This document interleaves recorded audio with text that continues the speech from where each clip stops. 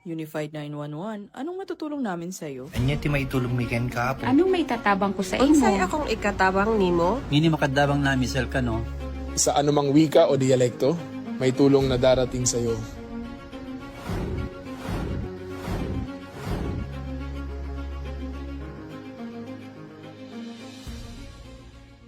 Lilingkod sa bawat Pilipino at magbibigay ng tamang impormasyon para sa tahimik at maayos na Pilipinas. Police News Network, alagad ng batas, tagapagtaguyod ng balitang pulis, sandigan ng mamamayan, patnubay ng katotohanan.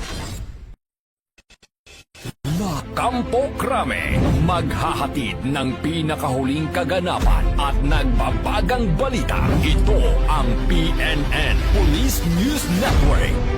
At ngayon, ang inyong mga tagapagbalita. Magandang araw, bagong Pilipinas. Ako ang inyong alagad ng batas, tagataguyod ng Balitang Pulis.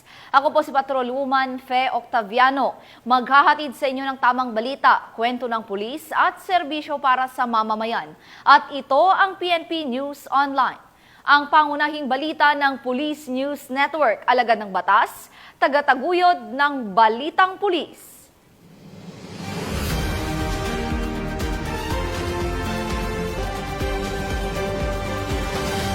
Ngayon ay araw ng Sabado at narito ang mga balitang nakalap ng ating PNN correspondents sa loob ng linggong ito.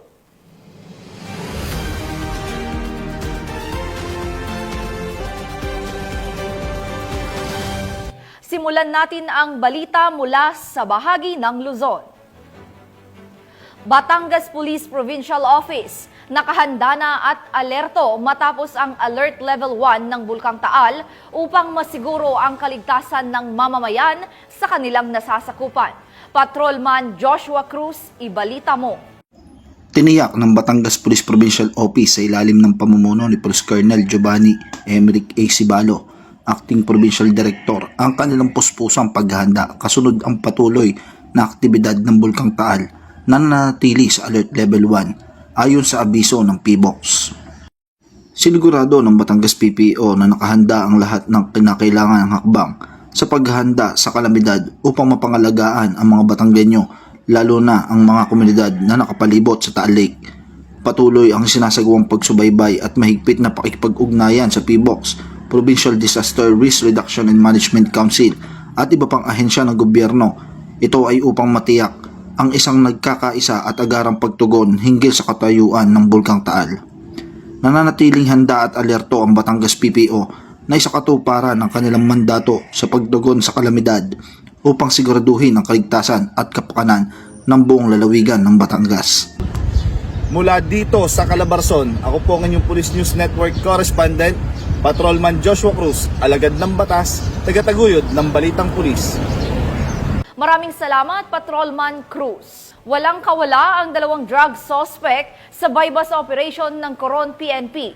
Mahigit 47,000 halaga ng iligal na droga, kumpiskado. Patrolwoman Christine Lorenzo, ibalita mo. Arestado ang dalawang individual sa ikinasang drug bypass operation ng mga operatiba ng Coron Municipal Police Station sa pangunguna ni Police Major Ervin Plando pasado alas 6 ng umaga nito lamang Oktubre taong kasalukuyan sa Barangay Guadalupe, Coron.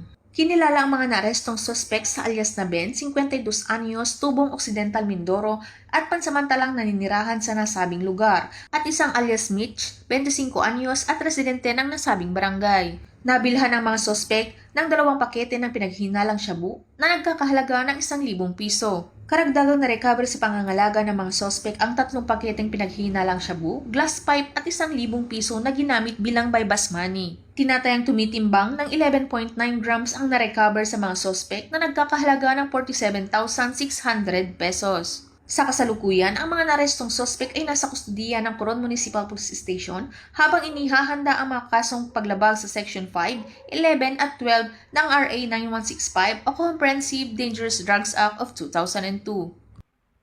Mula dito sa Home of the Police, Eco Warriors, Calapan City, Oriental, Mindoro, ako ang inyong PNN correspondent, Patrolwoman Christine Lorenzo, alagad ng batas, tagataguyod ng Balitang Pulis. Maraming salamat, Patrolwoman Lorenzo.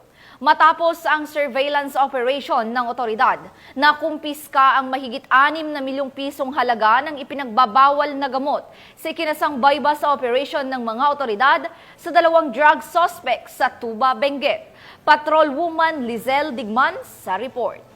Nakumpiska ang tinatayang 6,800,000 na halaga ng hinihinalang shabu at naaresto ang 2 under surveillance targets sa isinagawang bypass operation ng Benguet PNP sa Tuba, Benguet nito lamang ika-19 ng Oktubre taong kasalukuyan. Lumabas sa investigasyon na ang mga naarestong suspect ay isang 43 anyos na lalaki na residente ng Baguio City at 42 anyos na babae na residente ng Cavite na matagal nang isinasailalim sa surveillance. Matagumpay na isinagawa ang operasyon dahil sa pinagsanib na puwersa ng mga operatiba mula sa Police Regional Office Cordillera Drug Enforcement Unit, Benguet DEU Procar Intelligence Unit at Tuba Municipal Police Station. Nakuha mula sa mga suspect ang 1 kilo ng hinihinalang shabu na nakalagay sa vacuum-sealed plastic sachet at tinatayang 6.8 million ang street value ng naturang droga at nasamsam rin ang mahigit 700,000 na budol money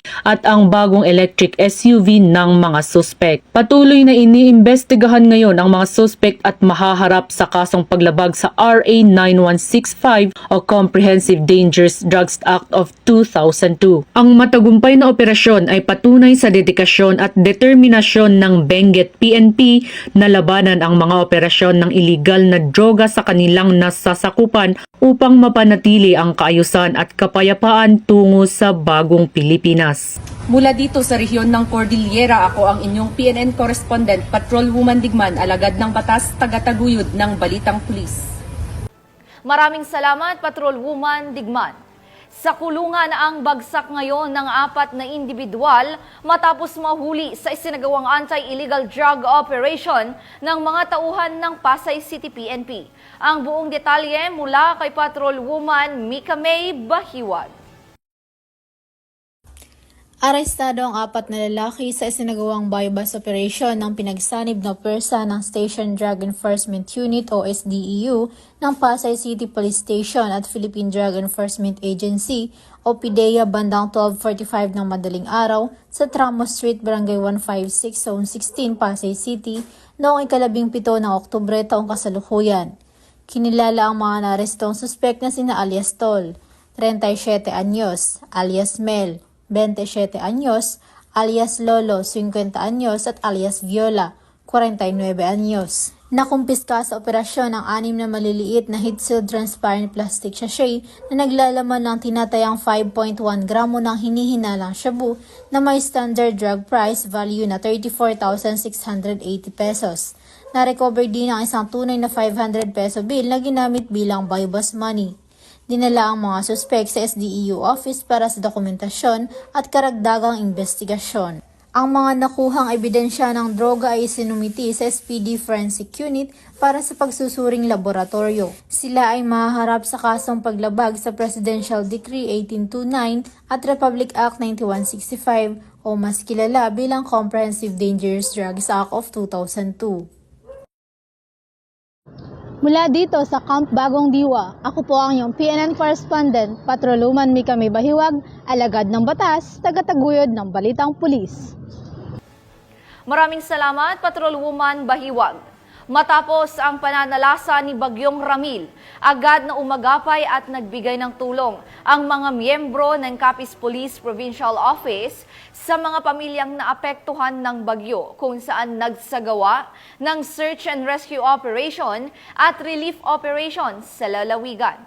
Magre-report dyan si Patrolwoman Ledeline Bansagon.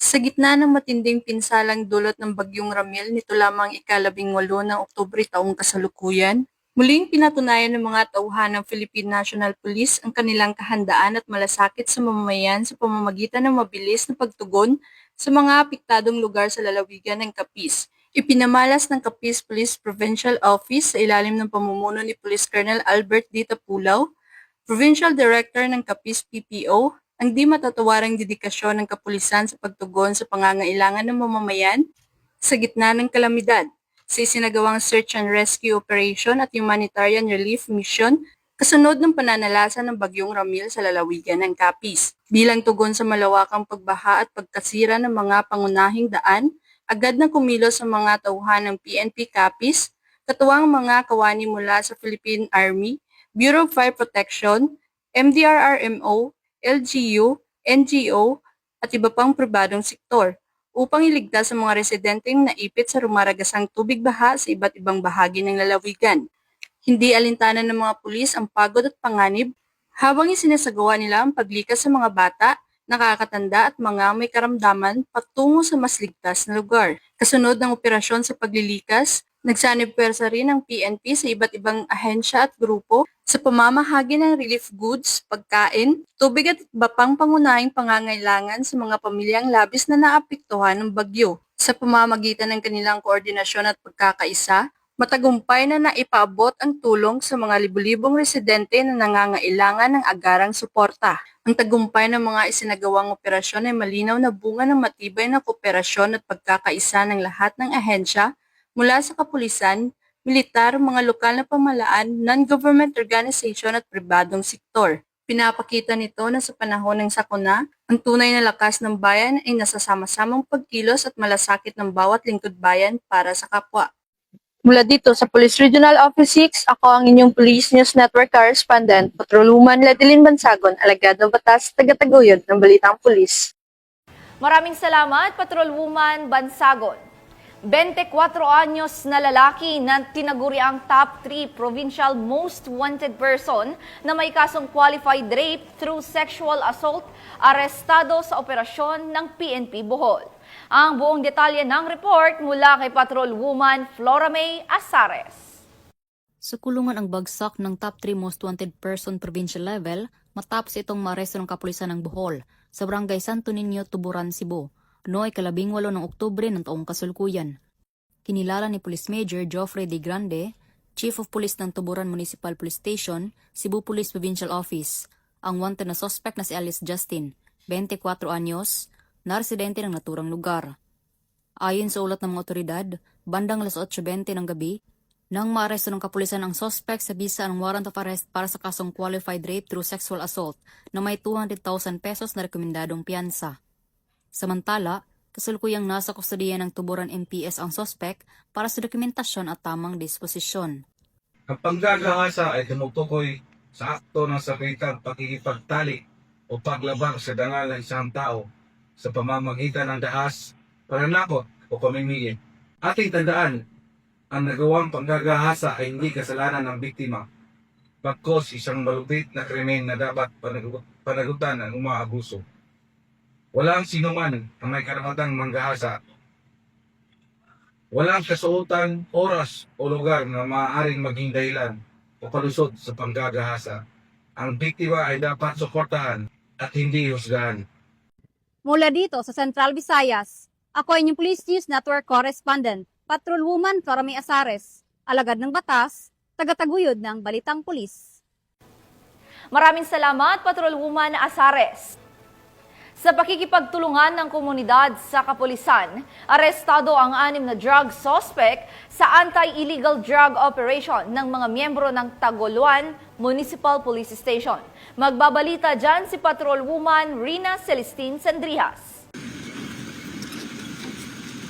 Arestado ang 6 na individual na drug suspect sa isinagawang buy-bust operation ng mga operatiba ng Taguluan MPS sa barangay Sugbong Kugon, Taguluan, Misamis Oriental nito lamang 18 ng Oktubre taong kasalukuyan. Ayon kay Police Major Enrique Francisco Dungog, hepe ng Taguluan Municipal Police Station, ang mga suspect ay mga residente ng Cugman, Cagayan de Oro, Villanueva at Taguluan, Misamis Oriental. Sa ikinasang operasyon ng mga operatiba ng Taguluan Municipal Police Station ay nagresulta sa pagkakaaresto ng mga suspect at pagkakakumpiska ng mga pakete na hinihinalang shabu, isang 500 peso bill na ginamit bilang buy-bust money at iba pang mga drug paraphernalias. Nahaharap ang mga suspect sa kasong paglabag sa RE 9165 o Comprehensive Dangerous Drugs Act of 2002. Dito sa Police Regional Office 10, ako ang inyong Police News Network Correspondent, Patrolwoman Rina Celestine Sandrihas, alagad ng batas, tagataguyod ng Balitang Pulis. Maraming salamat, Patrolwoman Sandrihas. 21 anyos na lalaki ang arestado matapos ang search warrant operation ng mga miyembro ng Mabini Police Station at 20,000 na halaga ng illegal na droga ang nasabat. Patrolwoman Mariel May Donkilab, ibalita mo. Arestado ang isang street-level drug personality ng Mabini Municipal Police Station kasama ang mga tauhan ng 2nd Davao de Oro PMFC, 1101st RMFB 11, Mabini Maritime Law Enforcement Team at sa koordinasyon ng PDEA. Nito lamang Oktubre 18 taong kasalukuyan sa Purok 1-A, Barangay Kadunan, Mabini, Davao de Oro. Kinilala ang suspect na si alias Choi, 21 anyos, na isang estudyante at residente ng nasabing lugar. Ang suspect ay naaresto sa isinagawang implementasyon ng search warrant ng mga tauhan ng nasabing estasyon kung saan na-recover mula sa suspect ang hinihinalang shabu na may standard drug price na 20,400 pesos, coin purse, walang laman na kaha ng sigarilyo, sling bag at isang lighter. Ang suspect ay nasa kustodiya na ng Mabini Municipal Police Station upang dumaan sa tamang disposisyon at maharap sa kasong paglabag sa Republic Act 9165 o ang Comprehensive Dangerous Drugs Act of 2002. Samantala, ang Police Regional Office 11 sa pangangasiwa ni Regional Director Police Brigadier General Joseph R. Argilas ay patuloy na nagsusumikap upang mapanatili ang kaayusan at kapayapaan para sa mas ligtas at maunlad na lipunan. Mula dito sa Rion 11, ako ang PNN correspondent, Patrolwoman Mariel May Donkilab, alagad ng batas, taga-taguyod ng Balitang Pulis. Mahigit kumulang kalahating kilo ng marijuana ang nadiskubre ng mga otoridad sa mga parcel sa General Santos City. Ang balitang ito ay hatid ni Patrolwoman Rizali Umalay. Matagumpay na nakarecover na mahigit kumulang 500 gramo ng hinihinalang pinatuyong dahon ng marijuana ang mga tauhan ng Police Station 3, General Santos City Police Office matapos itong voluntaryong isuko ng mga empleyado ng naturang branch sa Lagaw noong Oktubre taong kasalukuyan, ganap na alas 6 ng gabi. Ayon sa ulat, sina Mr. Reg, Supervisor at Mr. Lim, admin staff ng naturang branch ay nagtungo sa impila ng pulisya upang isuko ang dalawang parcel ng hinihinalang naglalaman ng ipinagbabawal na gamot. Batay sa kanilang salaysay, isang alias siya, residente ng Barangay Labangal, General Santos City, ang nagpadala ng parcel na idineklarang motor accessories. Gayunpaman, napansin ng mga empleyado ang malakas na amoy na naghaling tulad ng tabako, dahilan upang isuko ito sa pulisya. Natuklasang naglalaman ang mga parcel ng hinihinalang marijuana leaves na may timbang na tinatayang 500 gramo. Ang matagumpay na pagkakarecover ay bunga ng maagap na pagtugon ng PNP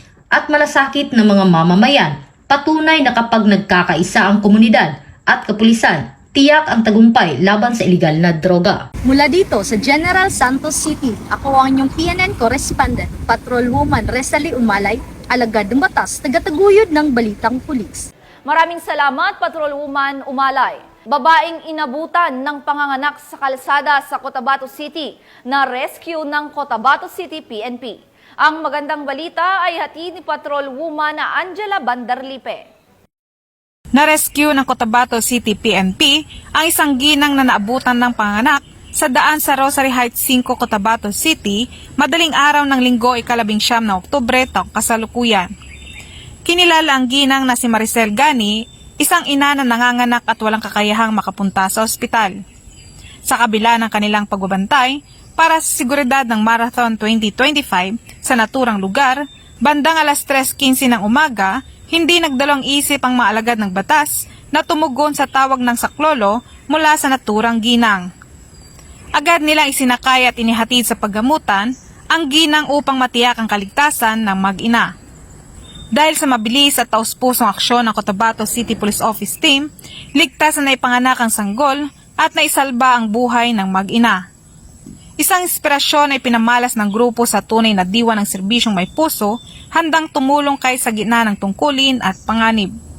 Mula rito sa Rion ng Bangsamoro, ako ang iyong Police News Network Correspondent, Patrolwoman Angela Bandarlipe, alagad ng batas, taga-taguyod ng Balitang Pulis. Maraming salamat, Patrolwoman Bandarlipe.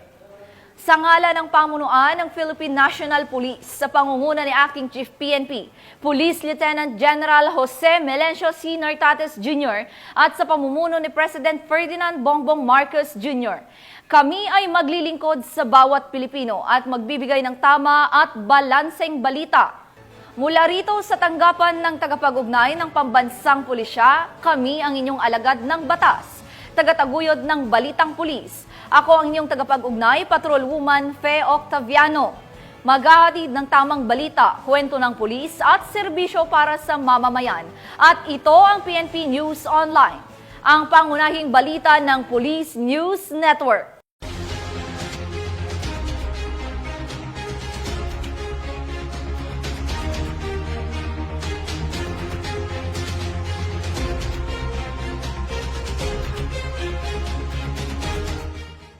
Police News Network, alagad ng batas, tagapagtaguyod ng balitang pulis.